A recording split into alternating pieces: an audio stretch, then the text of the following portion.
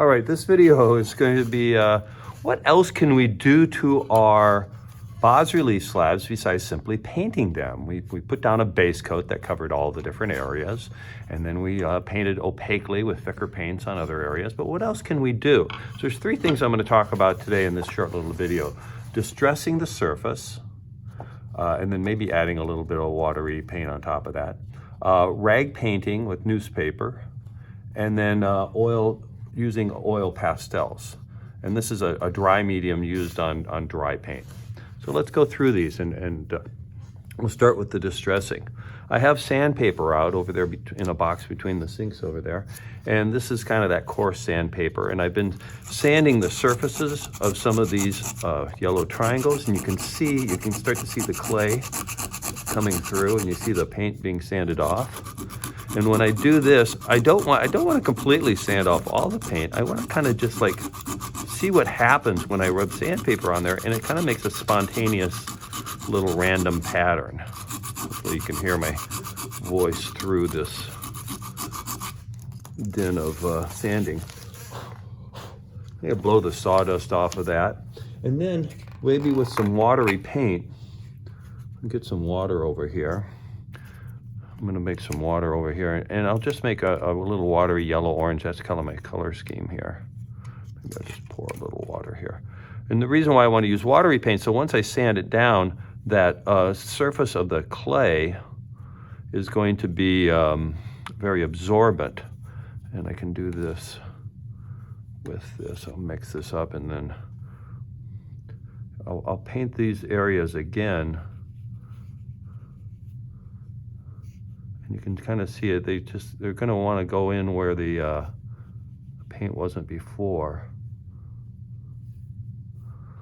So once I distress it, then I can add paint. I could leave it just like that if I want to see. And sometimes if you have layers, you can bring out the layers from below. But I sanded right down to the surface of the ceramic surface. And then I can probably take something and wipe that off. Now you can see it's already sort of drying. But just taking a little piece of newspaper, and I can kind of just sponge some of that off, and it kind of creates a little interesting pattern. So some of it rubs in, and some of it doesn't. And this is easier to do on the higher surfaces, you can see, because it's easier to reach those. That's a distressed surface with paint on it. Second thing I'm just going to talk about in rag painting, and I've already started to do that. And I don't really have a blank one I can do this on that would look good. But I'll just demonstrate on this paper here. But the rag painting is basically, you want to use opaque paint that's pretty thick. I'll just take this yellow-orange here, thicken it up a little bit, and kind of flatten it out against my plate here so I have a nice layer. And then I'm just going to dab it on there so you have a little bit on there. If you have a textured area, it's even better.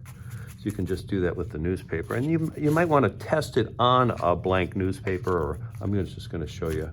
You can kind of get a different type of pattern by just kind of randomly putting it on there like that. I don't want too much paint on there, or it's just going to make a big blotch, and I'm just lightly touching down. And so that's rag painting, or you can do it with a cloth, or you can do it with a newspaper. Is probably the easiest because it's stiffest. And then the third thing I want to talk about is oil pastels. In this one, I've shown you some examples that had oil pastels on it. And you can see that this one has it. You can see the darker green here with the lighter green lines on it. And then this medium green with the really light green lines on it. I was going to add, and then they have on the waves here, it looks like they put some white. And the way you do that is this oil pastels, these are kind of crayons that are, they're a little better than your basic wax crayon. They're oil crayons or oil pastels, and they're very, very bright colors, and they sit on the surface. And what you can do is, I'm just going to do a little bit here. You peel them so you can use them on their edge. You can go this way with them. And what it does is it just brings out the highlights, all the high surfaces from your carving on this. I already got some green on here. I'm adding a little bit of yellow, and it just adds a little bit more richness to the surface. It brings out the textures. You can certainly draw with them. You can draw lines like they did here with these green ones here. But this turns out pretty cool. I like the effects of this. And then the next video we'll talk about maybe tomorrow is how we put a spray surface on this to protect this. We'll talk about that one later. All right, good luck. If you have any questions, be sure and call me over.